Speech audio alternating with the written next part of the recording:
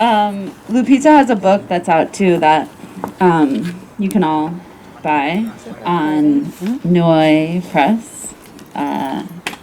Talk to her after to get one.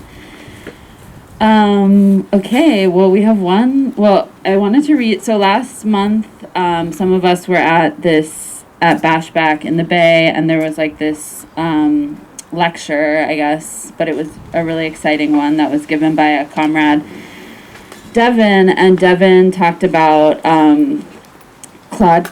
various like insurrectionary queer movements, including like kind of things that you wouldn't expect to be like warfare. And one of them was like Claude Cahun, who's like kind of, I guess, like a well-known artist at this point, but them and their girlfriend at the time like had this project where they just like wrote down little notes and put them in like Nazis' pockets and stuff, like little things that would like make them second guess what they were doing. And it was like so effective that they were like arrested and put on trial for spiritual warfare against the Nazis. And that just that reminds me of both Lupita and our next reader, Kasia. And I just wanted to read this quote about it. Someone who was writing about what they did said, "What was necessary for true insurrection was neither blind faith nor submission to a particular party or political form, but instead the presence and encouragement of psychic contradiction and complexities. Not ideological certainties, but psychological ambiguities. The true revolutionary, embracing their aggressive drives, their own inner alterity, could instantiate a new consciousness." So I definitely feel that some of the things that have come out of the mouth of our next reader have the power to do that. So please welcome Kasia to the stage. And also, Kasia has programmed the music for a lot of the ACAB Sundays. So if you've enjoyed that, yeah. Thank you, Shaw.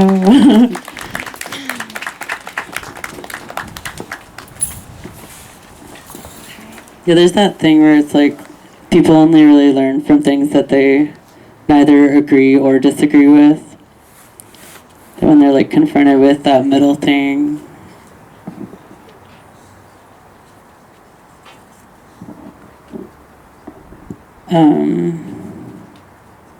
Yeah, so that Baphomet talk that Shell was referencing was very influential. Baphomet is something of like a transgender deity.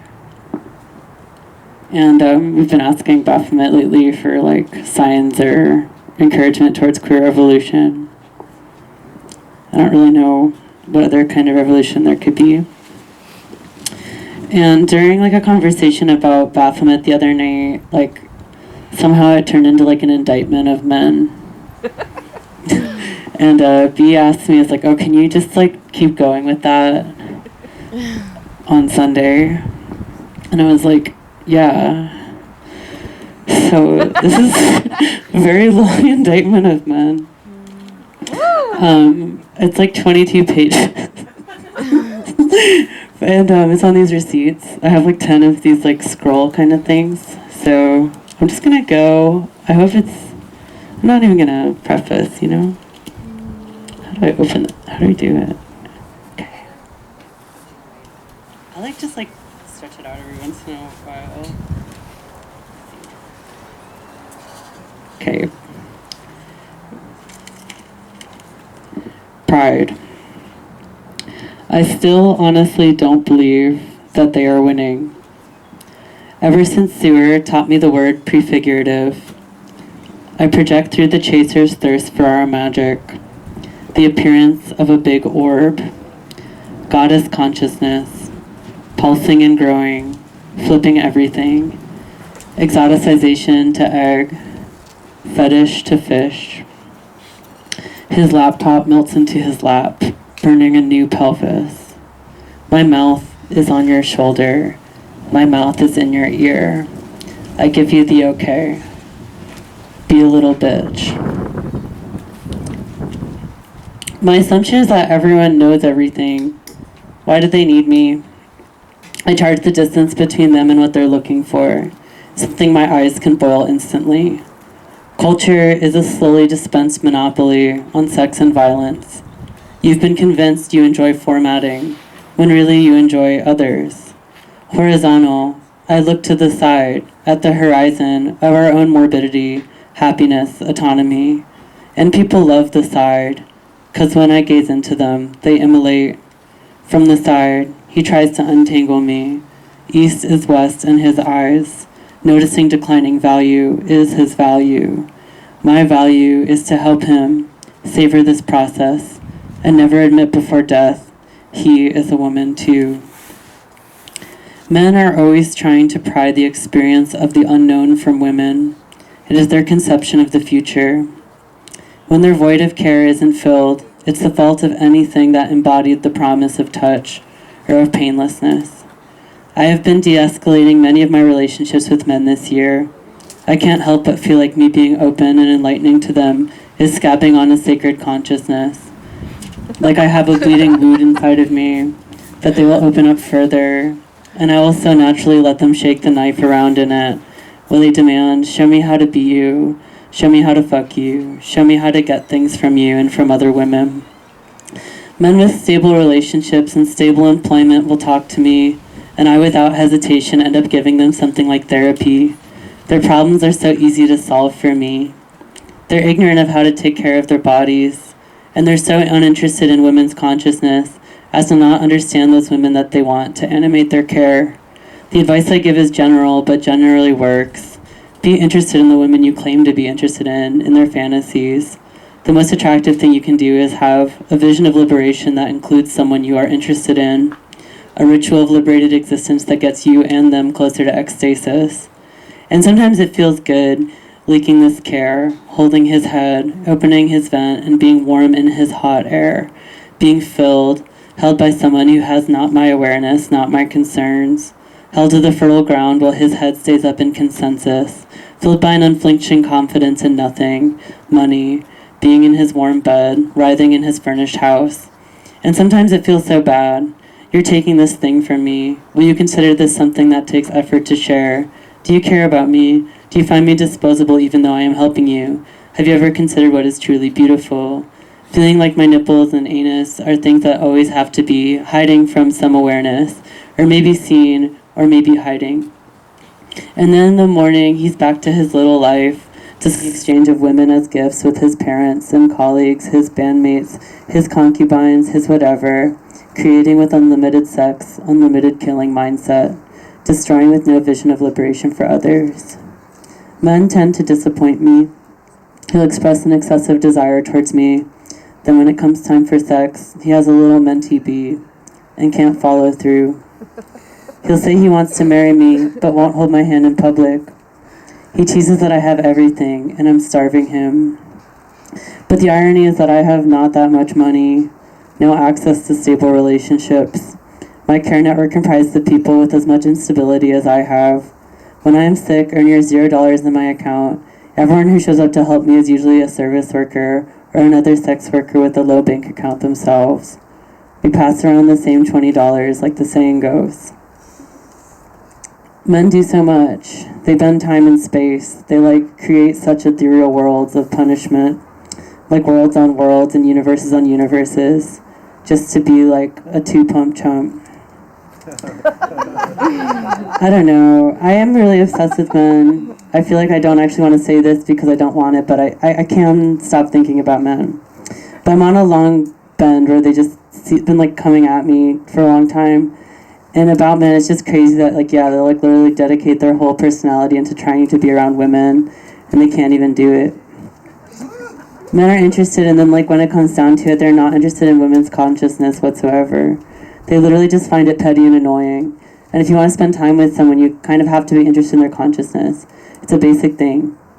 I'll go further in saying the most attractive thing is having a fancy for someone else's liberation. Men can be like cryptocurrencies, literal cryptocurrencies, just like burning energy, going nowhere, doing nothing. They literally won't do something mutualistic because it'd be a sense of gender failure. All they can do is try and hoard sex that they can't have, burn, overheat, and their face just gets red and red. in red. This is the Art Ho class description.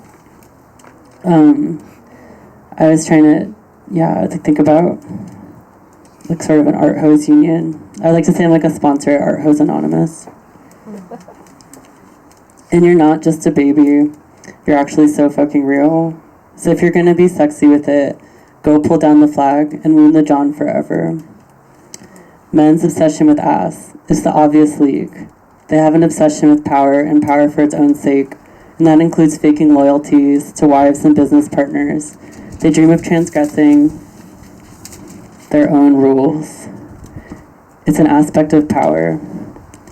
Many politicians break the moralistic laws they make. Many in the military hire dominatrixes to permit them to act as groveling sissies. Most people are in an Ouroboros of undeciding, at an ambiguous place in the domination submission spectrum in which they live, not sure if they've chosen their role or if someone else has. Well, in this state of not knowing, one of these power men sees the baddie. She's trying to make things work. Her interest in her own peace demanded her sexuality. He finds her in the hopes of becoming her as a vacation. He does and thinks of her all the time, wondering what she needs and how he can be of value to her. His life is a nightmare. The choices of straight life consume him and most men, all never to be heard from again, in clouds of lost dreams, crying into their beers, pumping gas, and trying to die without being detected. These men, these forlorn men with unsorted insides and massive formal powers, want someone to animate life and joy against their baseline of cynicism. His wife's rearing of his children hasn't done this enough. He wants more than that animation of life. You appear blank to him, an art hoe, brainwashed by the underground into being a pretend smart, dumb slut. Your appreciation of the mundane, fruits and flowers, the way light hits everything in romance, and language of many skills, curation, reflection, embodiment, are enjoyed by men, but not treated as if they required work to develop. But we know, and know well, the relationship between consciousness and silence. Tell him what we want from him and impose hard limits on what he can get from us, firm boundaries on access to an unlimited softness. And when he is not aware, we take his agency from him, permanently this time. Not only just destroying his relationship, not just getting his money, destroying everything. The fact that Grimes had Elon Musk's dick inside of her and didn't bite it off or off him in that moment of vulnerability means she is a scab on all of us. In 2020's feudalism, the cybernetic structure is shown bare. We have broken down to the raw powers. Men have a tight control on language. The service economy is increasing, and many young girls worship spring breakers type exploitation and sleaze. There's this acknowledgement that sex is a critical part of access. The roles are regendering, and sex worker women get to go underneath this faceless hydra that would replace its many heads at any time. Be perceived as blank, no matter how many histories live inside of us. What key stakeholder could there be? When you cut off one head, it's often replaced by the other. These individuals do not have a special consciousness. All-powerful figures, the same desire, to exploit without limit. We have to draw Hydra's blood and demoralize the faceless snake, figure out a way not just to sour one face of evil. We need to make rich life unfun, constantly and everywhere, so when it regrows faces, they wouldn't consider anyone prey. While we're enjoying and animating wealth's opulence, its fruits, dropping any bag dropped onto us, onto our loved ones, all over the spectrum of desirability. The inability to identify clear stakeholders has deflated public and subcultural action. Protests to the conscience of politicians do not change the conscience of politicians. Beating up a few cops is a drop in the bucket. There needs to be a mycelium-type distribution of techniques for deep revolt, applied generously, everywhere simultaneously, prefigured success in creating abundance and decreasing cybernetic control. We need to seduce everyone into the mystery of dismantling power. We need to seduce power away from its own self-interest. We need to be millions and have the ability to eat buildings, a free-use planet versus the world cop. We need gamers to risk assess the unfunding of all rich life in a universe-sized risk and reward model, so we can see what numbers are needed, what single gestures are most effective, mass effect modeling and universe modeling, crucial effects on our next action. In Los Angeles, we are always 3 degrees of separation from the most powerful few people in the world. I'm a sponsor at Art Hose Anonymous. We have a loyalty to pleasure itself, but also discovering crucial intelligence for the greater telling of thousands of old stories. We will find the leak, we will find the crack, the flow or power, and we'll send everyone into it. That's it. That's like my indictment. I have like some more stuff here, but I think it's been a minute, so I'm gonna probably stop there. So, yeah, I have these scrolls. They're donation, and all the donation would go to the fundraiser. Thank you, Kasia. Let's give it up one more time for all the readers.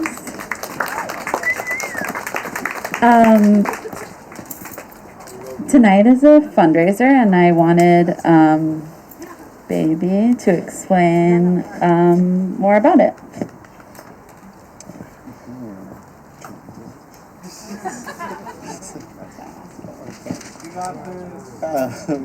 Yeah, so tonight's